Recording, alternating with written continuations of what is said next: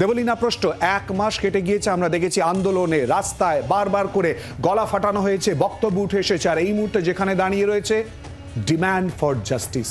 কি মনে হচ্ছে? প্রথমেই আমি বলি যে ঘটনাটা ঘটার পরেই আমাদের কাছে একের পর এক তথ্য এসেছিল, তো ঘটনাটা সংক্রান্ত তথ্য, তো সেটা আমার ব্যক্তিগতভাবে মনে হয়েছিল সার্কাস, এবং আমার মনে হচ্ছে সার্কাসটা আরও বৃহত্তর আকার ধারণ করছে যত দিন যাচ্ছে। সেই জন্য আমাদের we want justice, we demand justice তো হয়েইছে, এখন যেটা দাঁড়িয়েছে যেটা হচ্ছে আমরা ছিনিয়ে নেব জাস্টিস, না হলে যতদিন না সেটা হবে ততদিন কিন্তু লড়াই চলবে। এই আশ্বাসটুকু আমি দিচ্ছি, অন্তত লড়াই তো চলবে, থামবে না। ডক্টর ব্যানার্জি, শুধুমাত্র রাস্তায় নেমেছেন, জল ঝড় বৃষ্টিতে পুড়েছেন তাই নয়, একেবারে আমরা দেখেছি সেই ছাত্রছাত্রীরা যাদের জন্য একই সঙ্গে আন্দোলনে সামিল হয়েছেন, প্রাক্তন আরজি করের প্রাক্তনী হিসেবে কোথায় মনে হচ্ছে এই মুহূর্তে আন্দোলন দাঁড়িয়ে রয়েছে? আমরা দেখেছি বারবার করে রাত জাগার কর্মসূচি, গতকালও দেখেছি এবং আজকেও কিন্তু প্রচুর আন্দোলন সামনে এসেছে। কি মনে হচ্ছে? না, আন্দোলন তো একটা দিশা নিয়ে চলে, একটা দিক নিয়ে চলে। তো এই দিশার মধ্যে কতগুলো প্রেক্ষাপট থাকবে, সেখানে প্রশাসনিক হস্তক্ষেপ থাকবে, সেখানে বিভিন্ন রাজনৈতিক দলের হস্তক্ষেপ থাকবে, সেখানে মানে আদালতের মান্যতা থাকবে, সেখানে বিচার ব্যবস্থা থাকবে, সব কিছুর মধ্যে দিয়ে একটা আন্দোলন চলে। কিন্তু যেটা আমাদের লক্ষণীয় বিষয় সেটা হচ্ছে আমাদের জুনিয়র ডাক্তাররা যে একটা আন্দোলন করেছে, যে আন্দোলনের মধ্যে কোনো হিংসা নেই, তার একটা পুরো ডেফিনেশনটাই অন্য এই আন্দোলনের। এই রকম আন্দোলন কাজের মধ্যে দিয়েও করা সম্ভব, কাজ না করেও করা সম্ভব। সুতরাং এই রকম একটা আন্দোলন সুদূর প্রসারীভাবে চলতে হলে আমাদেরকে বিভিন্ন সময় এবং ওয়েভের মধ্যে দিয়ে যেতে হবে। এটা আজকে একটা নতুন ওয়েভ, সেই ওয়েভে আবার নতুন করে ভাববো আমরা, এবং আমাদের ভাবনাগুলো চলছে, সর্বস্তরে চলছে। সুতরাং আমরা একটু অপেক্ষা করি। অপেক্ষার জায়গা রয়েছে, কিন্তু আমার প্রশ্ন থাকবে, পরে আসবো অবশ্যই করে। ইতিমধ্যেই কিন্তু সুপ্রিম কোর্ট কাজে যোগদানের জন্য জুনিয়র চিকিৎসকদের ইতিমধ্যেই বলেছেন, এবং আগামী কালকের মধ্যে। আর যারা এই আন্দোলনে সামিল তারই মধ্যে আমাদের সঙ্গে ঝিলামও রয়েছে। ঝিলাম, আমরা দেখেছি যে গলা ফাটানো, বারবার করে রাস্তায় নামানো, এবং যে জাস্টিস ওয়ান্ট থেকে ডিমান্ডের জায়গায়, পরিণতির জায়গায় মনে হচ্ছে কোথাও এগোনো যাচ্ছে। তোমার প্রশ্নটার উত্তর দেবো বলেই আমি একদম সেট করে এনেছি আমার ফোনে। সেটা যে ডিমান্ডের জায়গাটায় পৌঁছচ্ছে কেন, তার কারণ হচ্ছে আমি দিন 10 আগে আমার ইউটিউব চ্যানেল, ফেসবুক পেজ এবং ইনস্টাগ্রামে একটা র্যাপ সং পোস্ট করি, যেটা কথা বলে চাইল্ড মলেস্টেশন এবং মেয়েরা যে অ্যাডাল্টহুড প্রাপ্ত হওয়ার পরেও তারা মলেস্টেশনের শিকার হয়ে চলে আজীবন কোথাও না কোথাও।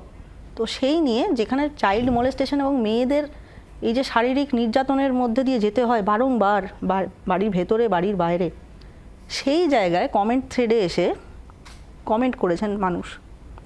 প্রথম কমেন্ট, ছেলেরা তোদের থ্রেট নয়, তোদের কুৎসিত মানসিকতাই তোদের থ্রেট, আর মেয়েরাই মেয়েদের ইস্যু নিয়ে খিল্লি করে, সেটা আবারও প্রমাণিত হয়ে গেছে।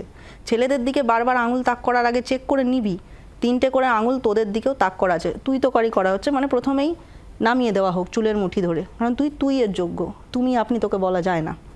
আচ্ছা, পরেরটা, একজন কাকু লিখেছেন, আগে জামা কাপড় খুলে রিল বানানো বন্ধ কর মামনি, তারপর মধ্যরাত দখল করবি। এইটা আমার আরেকটা কমেন্ট থ্রেডে লেখা, শরীর দেখিয়ে চলাফেরা করলে কাকুরা তো পতিতা মনে করবে। আচ্ছা, এই ছবিটা দেখো, এটা রাত দখলেরই একটি মেয়ের ছবি। সে স্লোগান দিচ্ছিল দেবলীনাদির মতো, আমার মতো, অদিতিদির মতো, ওড়না ছাড়া একটি কুর্তি পরে। সেটাকে সভ্য পোশাকের মধ্যেই ধরা হয় আমাদের সমাজে। তাকে লিখেছে একজন, ওড়নাটা কি বাড়িতে? সেই ভদ্রলোক নিজের ফ্যামিলির ছবি দিয়ে মন্দিরের সামনে দাঁড়িয়ে একটা পরিশীলিত ডিপি করেছেন। তার উত্তর হচ্ছে, তার কমেন্ট হচ্ছে, ওড়নাটা কি বাড়িতে? এবং আমার একটি বন্ধু, যেরকম অনেকেই রাগ ক্ষোভ প্রকাশ করছেন ঘটনাটা নিয়ে, সেও করেছে। তার প্রোফাইলটি চেক করে তাকে এসে কমেন্ট করা হয়েছে, কাপ বেচিস। সেই মেয়েটি কাস্টমাইজ জিনিসপত্র বিক্রি করে আমার বন্ধু, তাকে লিখেছে, কাপ বেচিস, আবার অন্ত্রপ্রেনার, 50 পয়সার পালং শাক, তার আবার ক্যাশ মেমো। এইটা হচ্ছে আমাদের সমাজ। মানে আজকে একটি মেয়ে রেপড হয়েছেন, মারা গিয়েছেন তার কর্মক্ষেত্রে, একদম তার সুরক্ষিত জায়গা বলে যেটাকে তিনি মনে করতেন, তারপরেও তার জন্য সুবিচার চাইতে যখন মেয়েরা পথে নামছে, রাত দখল করবে বলে নিজেদের চাকরি বাকরি যে যা কাজকর্মে নিয়োজিত আছেন সেই সমস্ত কিছু বজায় রেখে প্রত্যেক দিন রাস্তায় আসছেন, তারপরেও তাদেরকে খিল্লি করে এগুলো লেখা হয়, তুই তো গাড়ি করা হচ্ছে। মানে প্রথমেই এদেরকে ডিমলিশ করে দাও, এদেরকে এমনভাবে চেপে ধরো, তুই তো গাড়ি করো, যেটা আমরা বাড়িতে দেখি, যেটা আমরা সমাজে দেখি, গায়ে হাত তোলার সময় তুই করে কথা বলা হয়। কেন বলা হয়? তুমি করে তো ঝগড়াটা হয় না। আপনি আগে করবে কেউ বলছি না, কিন্তু তুমি করে তো কথা হয় না। মেয়েদেরকে তুইতে সপাটে নামিয়ে আনা হচ্ছে, প্রত্যেকটা কমেন্টে দেখো তুই তো গাড়ি। তার কারণ কি দাদা? আর এই যে রিল বানানোটা কি কখনো রেপ করে দেওয়ার জন্য জাস্টিফাইড হতে পারে? 10টা মেয়ে ছোট জামা পরে রিল করে, তাই আমার যার ওপর রাগ আছে তাকে রেপ করে দিলাম, এটা কি কখনো জাস্টিফাইড হতে পারে? মানে অঙ্গ প্রদর্শন করছিস তাই তো তোদের দেখে তো রেপ করার বাসনা জাগে।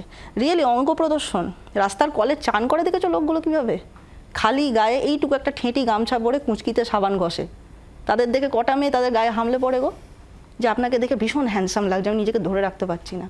করতে তো দেখি না। এই যে যেখানে সেখানে যত্রতত্র, ছেলেদের জন্য তো তাও ওই দাঁড়িয়ে দাঁড়িয়ে বাথরুম করার অনেক জায়গা থাকে রাস্তায়, মেয়েদের জন্য কি থাকে? স্টেশনে দেখেছি যে ছোট ছোট বাথরুমগুলো তৈরি করে দেওয়া হয় লেডিস টয়লেটের নামে, সেগুলোতে তালা দেওয়া থাকে। একটা মেয়ের পিরিয়ড হলে তাকে সঙ্গে সঙ্গে বাথরুম যেতে হয়, তার যদি দরকার পড়ে। সে কি করবে? স্টেশন মাস্টারকে গিয়ে ফোন করবে? তিনি যদি অ্যাভেলেবেল না থাকেন কার কাছে গিয়ে চাবি চাইবে? খুঁজবে? আমাদের স্যানিটেশনের পর্যন্ত জায়গাগুলো সুরক্ষিত নয়, সেখানে এসে সোশ্যাল মিডিয়াতে আমাদের আছেটা কি বলো তো? আমরা আজকে তাও আমি দুটো ভিডিও বানাই বলে তোমরা চেনো, আজকে এখানে ডেকেছো, আমি এত গলার শব্দ তুলে কথা বলতে পারছি। আমার মতন আমার বয়সী, আমার থেকে ছোট বড় মহিলা, মেয়ে, বাচ্চা, শিশু, এরা কোথায় যায়? এদের জায়গা ওই সোশ্যাল মিডিয়াটুকুই। সেখানে এসেও লোকের গলা টিপে ধরতে চাইছে। বাস্তব মানসিকতার জায়গা আমরা উত্তর খোঁজার চেষ্টা করব। অরিতি, এরই সঙ্গে আমরা দেখেছি রাত দখল, একেবারে 14ই আগস্টের কথা যদি আমরা বলি, তারপর তো পর আরও আন্দোলন হয়েছে তার আগে এবং পরে। কোথাও মনে হচ্ছে একটা আশার জায়গা, আশার আলো। যেটা আশার সেটা হচ্ছে আমি যেটা দেখেছি ব্যক্তিগতভাবে, যে 14 তারিখ যখন রাত দখলের পরিকল্পনা করা হলো তখন অসংখ্য মানুষ ফোন করেছেন, অসংখ্য, এমনকি 75 বছরের মহিলা ফোন করেছেন, তিনি আসতে চান, আমরা যদি তাকে ব্যবস্থা করতে পারি।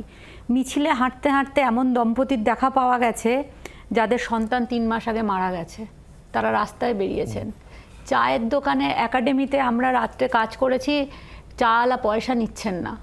রিক্সা শ্রমিকরা রাস্তায় বেরিয়েছেন, যারা চোখে দেখতে পান না তারা রাস্তায় বেরিয়েছেন, যারা বিশেষভাবে সক্ষম তারা রাস্তায় বেরিয়েছেন। এই রকম সর্বস্তরের মানুষ নিজেদের চিহ্নিত করার জন্য যে এগিয়ে আসছেন, এটা তো একটা বিরাট বড় ব্যাপার। আমি বেরোচ্ছি মানে আমি প্রতিরোধ করছি, আমি এই জায়গাটাকে চ্যালেঞ্জ করছি, এটা ঠিক হচ্ছে না, এই অন্যায়টাকে আমি মানে প্রতিবাদের মধ্যে দিয়ে নিজেকে চিহ্নিত করা, জাস্টিফাই করা, এই যে সর্বস্তরের মানুষ বেরিয়ে এসছেন, এটা আমার কাছে খুব আশাজনক লেগেছে। কিন্তু আমি জানি না এরপরে কি হবে। এবং রাতের পর রাত জাগা একটা খুব সহজ কথা নয়, বিশেষ করে মেয়েরা বা পুরুষরাও কিছু ক্ষেত্রে, সবাই সারাদিন কাজ করেন, সবার বাড়িতে একটা ব্যবস্থা থাকে, সেটাকে ছেড়ে প্রত্যেক দিন রাত্রিবেলা যেভাবে কর্মসূচি নেওয়া হচ্ছে, প্রত্যেক দিন যেভাবে মানুষ মিছিলে বেরোচ্ছেন, সেটার কোনো তুলনা হতে পারে না। মানে এই রকম গণজাগরণকে অনেকে বলছেন স্বাধীনতা সংগ্রামের মতো, আমরা তো দেখিনি, আমাদের সৌভাগ্য হয়নি, কিন্তু আমার মনে হচ্ছে এই যে মানুষ নিজেকে এগিয়ে দিয়ে চিহ্নিত করছেন, হ্যাঁ আমি এই যে সিস্টেমকে চ্যালেঞ্জ করছি, এটা ঠিক হয়নি, এই ন্যায়ের বিচার চাইছি, এটা একটা খুব আশা। বাংলার আওয়াজ, বাঙালির আবেগ, জি 24 ঘন্টা।